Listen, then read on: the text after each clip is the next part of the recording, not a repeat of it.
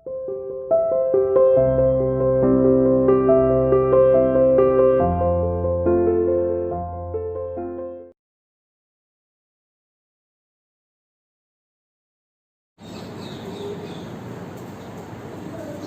to CI International School online classes. Hello students, how are you? Hope you are fine. बेटा हम अवर environment book का chapter number 3 read कर रहे थे, inside our अर्थ, हमारी पृथ्वी के अंदर। हमने इसमें अर्थ पर किस किस प्रकार के फोर्सेस लगते हैं, उसके आंतरिक भाग में कौन कौन से फोर्सेस लगते हैं, उसके अर्थ की सरफेस के ऊपर कौन से फोर्सेस लगते हैं। तो हमने इंडोजेनिक और एक्सोजेनिक फोर्स के बारे में पढ़ा।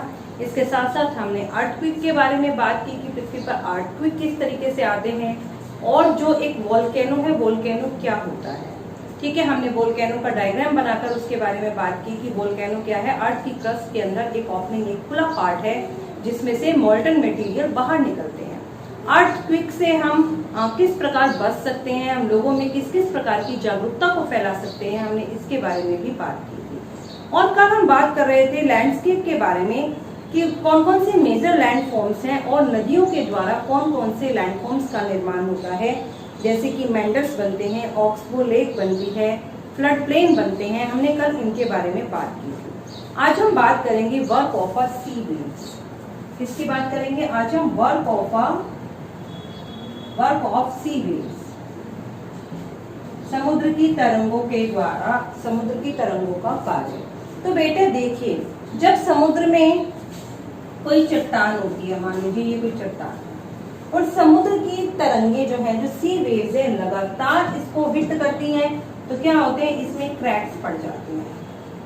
ठीक है, क्रैक्स पड़ गए, अभी भी लगातार इसको हिट करती जा रही है, तो ये क्रैक्स बड़े होते चले जाते हैं और ये एक गुफा का रूप ले लेते हैं, एक केव बन जाती है जिसे हम सी केव कहते हैं। क्या कहते हैं बेटे? इसे हम सी केव कहते हैं। ठीक है, लेकिन क्या होता है, अभी भी इरोजन लगातार जारी है, समुद्र की तरंगे अभी भी लगातार इसको अपराजित कर रही हैं, इससे टकरा रही हैं। तो क्या होता है, ये बिल्कुल आर पार हो जाती हैं, आर पार दिखने लग जाता है। जो पीछे का हिस्सा था, जो पीछे की जो दीवार थी, वो भी टूट जाती है। देखिए, जैसे कि आपके इस चित्र में बना हुआ है, ये देखिए, ये देख रहे हैं आप, ये बिल्कुल आर पार हो गया। ठीक है, इसे हम सी आर्च कहते हैं। क्या कहते हैं बेटे? इसे हम सी आर्च कहा जाता है। लेकिन क्या होता है, अपरदन तो अभी भी लगातार चल रहा है, समुद्र की तरंगे अभी भी इसे काट रही हैं। तो क्या होता है, ये जो छत बची थी ना, ये छत भी टूट जाती है, ये छत भी टूट गई, ऊपर से बिल्कुल दो दीवारें अलग अलग बन गई। तो ये जो दीवारों जैसी आकृति है, इसे स्टैक कहा जाता है। ठीक है, एक बार फिर से देखिए इस डायग्राम को। देखिए, ये सी केव्स है, आपकी गुफा बन गई है, ये सी आर्च बन गया, बिल्कुल आर पार हो गया है, और ये स्टैक है, दीवारों जैसी फीचर्स अलग बन गए, ऊपर की छत भी टूट चुकी है। तो देखिए, इसके बारे में हम पढ़ते हैं। The erosion and the deposition of the sea waves gives a rise to the coastal landform. Erosion जो होता है, जो अपरदन और निक्षेपन के कारण, अपरदन और जो निक्षेपन है समुद्र की तरंगों का, उसके कारण तटीय जो लैंडफॉर्म है उनका निर्माण होता है। Sea waves continuously strike at the rock, समुद्र की तरंगे लगातार टकराती हैं चट्टानों से, क्रैक डेवलप, जिसके कारण उसके अंदर क्रैक्स आ जाते हैं, दरारें आ जाती हैं। ओवर टाइम, समय के साथ साथ they become larger and wider, वो बड़ी और चौड़ी होती चली जाती हैं। Thus hollow like caves are form, तब एक होलो लाइक, एक खोखली सी केव, गुफा बन जाती है उस रॉक के अंदर। दे आर कॉल्ड सी केव, उसे हम सी केव कहते हैं।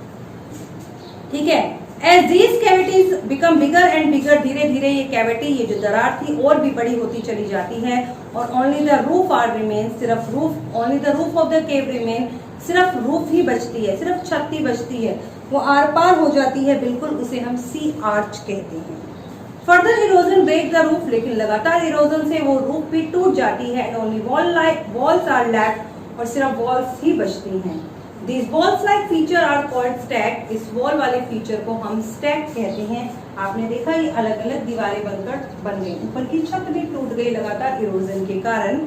ठीक है, आगे देखिए, the steep rock coast rising almost vertically above the sea water is called sea cliff. The sea waves deposit sediments along the shore are forming beach. कि क्या होता है, जो सी वेव्स है, जो समुद्र की तरंगें हैं, वो लगातार डिपॉजिट करती हैं सेडिमेंट्स को अपने किनारों पर, जिस भी मटेरियल को लेकर आई है उसके कारण बीज का निर्माण होता है, समुद्री पुलिन का निर्माण होता है। तो बेटा इससे अगला टॉपिक है work of ice. Work of ice, work of ice यानी कि बर्फ का कार्य। अब हम वर्क ऑफ आइस की बात करते हैं।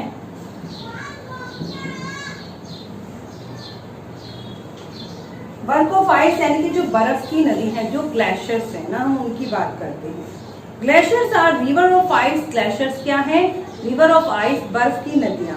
This to erode the landscape by bulldozing soil and stone to expose the solid rock below. क्या होता है कि जो आपकी जो बर्फ है, जो रिवर ऑफ आइस है, वो क्या करती है, वो इरोड करती हैं, अपरदित कर देती हैं भूदृश्य को। उसके नीचे की जो गलाश्मी पत्थर है और जो मिट्टी है उसे लगातार अपरदित करती हैं। ग्लेशियर्स कार्व आउट डीप होलो, जिसके कारण ग्लेशियर्स एक गहरे गर्तों का निर्माण करता है। एज द आइस मेल्ट, और जब बर्फ पिघलती है तो वो जो गर्त बन गए, जो गड्ढे बन गए, they get filled up with water, वो पानी से भर जाते हैं। And become beautiful lake in the mountain, जिसके कारण पर्वतों में एक सुंदर झील का निर्माण होता है। The material carried by the glaciers such as rock, big and small, sand and silt get deposit। क्या होता है मटेरियल, जो भी मटेरियल अपने साथ ग्लेशियर्स लेकर आते हैं, जैसे कि रॉक्स के छोटे और बड़े पार्टिकल, सैंड हो गया, सिल्ट हो गया, सिल्ट क्या है, बारीक मिट्टी, उसे एक जगह पर लाकर डिपॉजिट कर देते हैं। This deposit form are called glacier moraines. इसे हम ग्लेशियर मोरेनिस बोलते हैं, यानी कि हिमनद, हिमोड़ कहा जाता है। इसके बाद हम बात करेंगे work of wind. Work of wind यानी कि विंड के कारण किस किस प्रकार के लैंडफॉर्म का निर्माण होता है। Have you ever visited a desert? क्या आपने कभी रेगिस्तान को विजिट किया? क्या आप रेगिस्तान गए? Try to collect some picture of the sand dunes. आप सैंड ड्यून्स की, बालू के टीलों की कुछ पिक्चर्स को कलेक्ट कीजिए। देखिए एक पिक्चर यहाँ पर दे भी रखी है सैंड ड्यून की, देख रहे हैं आप, ये सैंड ड्यून का एक पिक्चर दे भी रखा है यहाँ पर। देखिए, an active agent of erosion and deposition in the desert is wind. कि डेजर्ट के अंदर, एक रेगिस्तान के अंदर इरोजन और इरोजन का, अपरदन का और डिपोजिशन, निक्षेपण का एक महत्वपूर्ण कारक क्या होता है? पवन। In desert you can see rock in the shape of mushroom. Desert के अंदर जो आप चट्टानों को देखेंगे वो मशरूम के आकार की होगी। मशरूम देखा ना आपने, नीचे से डंडी होती है और ऊपर से छतरी की तरह बना होता है।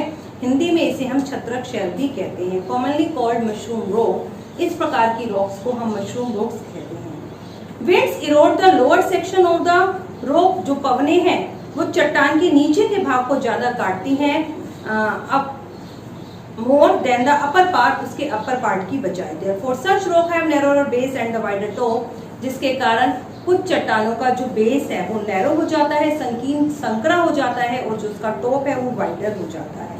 फॉर एग्जाम्पल देखिए, मान लीजिए ये एक चट्टान है, रेगिस्तान के अंदर ये एक चट्टान है। रेगिस्तान के अंदर जब पवन ने चलना शुरू किया तो वो इसके नीचे के भाग को ज्यादा काट रही है, ऊपर के भाग को कम। ऊपर का भाग तो इतना रह गया, लेकिन नीचे का भाग जो है वो और भी कम हो गया। तो ये शैल कैसे आकार की हो गई? जैसे कि एक छाता हो, एक छत्रक हो, एक मशरूम हो। इसे हम मशरूम रॉक भी कहते हैं, छत्रक शैल भी कहते हैं, क्योंकि पवन जो है इसके लोअर सेक्शन को ज्यादा इरोड करती है अपर सेक्शन की बजाय। इसके कारण इसका जो लोअर सेक्शन है वो कैसा हो जाता है? नैरोरर हो जाता है, संकीर्ण हो जाता है, और अपर जो सेक्शन है वो वाइडर हो जाता है। When the wind blows, और जब विंड चलती है रेगिस्तान में, it lift and transport the sand from one place to another, तो वो बहुत सारी मिट्टी को उठाती है, उसे प्रवाहित कर एक स्थान से दूसरे स्थान पर पहुंचा देती है। When it stop blowing, और जैसे ही पवन बहना बंद करती है, द सैंड फॉल, तो सारी मिट्टी गिर जाती है, and get deposit a low hill like structure, तो एक छोटी सी पहाड़ी का रूप बन जाता है। These are called sand dunes, उन्हें हम सैंड ड्यून कहते हैं। हवा चली, अपने साथ बहुत सारी रेत को बहाया, और जैसे ही हवा रुकी सारी की सारी रेत गिरकर छोटी छोटी पहाड़ियां बन गई, इन्हें हम सैंड ड्यून्स कहते हैं। When the grains of sand are very fine and light, क्योंकि जो सैंड के जो ग्रेन्स होते हैं वो बहुत ही फाइन, बारीक और हल्के वजन के होते हैं, इस कारण जो विंड है can carry it over a long distance, इन्हें बहुत लंबे डिस्टेंस तक ले जाती है अपने साथ। when such sand is deposited in the large area, जब वो ले जाकर इस सैंड को एक बड़े से एरिया में डिपॉजिट कर देती है, इट इज कॉल्ड लॉयस, तो उसे हम लोयस कहते हैं। क्या कहते हैं उसे हम लोयस कहते हैं। Large deposit of loess found in China, और सबसे ज्यादा जो लोयस के निक्षेप हैं वो चाइना में मिले हैं। आज हमने वर्क ऑफ सी की बात की, जिसमें हमने देखा कि स्टैक कैसे बने, ठीक है, स्टैक कैसे बना, आपका जो सी केस था उसका निर्माण कैसे हुआ, और सी आर्च कैसे बने। फिर हमने वर्क ऑफ आइस की बात की, और वर्क ऑफ विंड में हमने देखा कि सैंड ड्यून्स और जो मशरूम रॉक हैं वो एक डेजर्ट में किस प्रकार बनते हैं। ठीक है बेटा, तो ये चैप्टर की हमारी कंप्लीट रीडिंग हो गई है, आप इसे अच्छे से रीड कीजिए। ओके।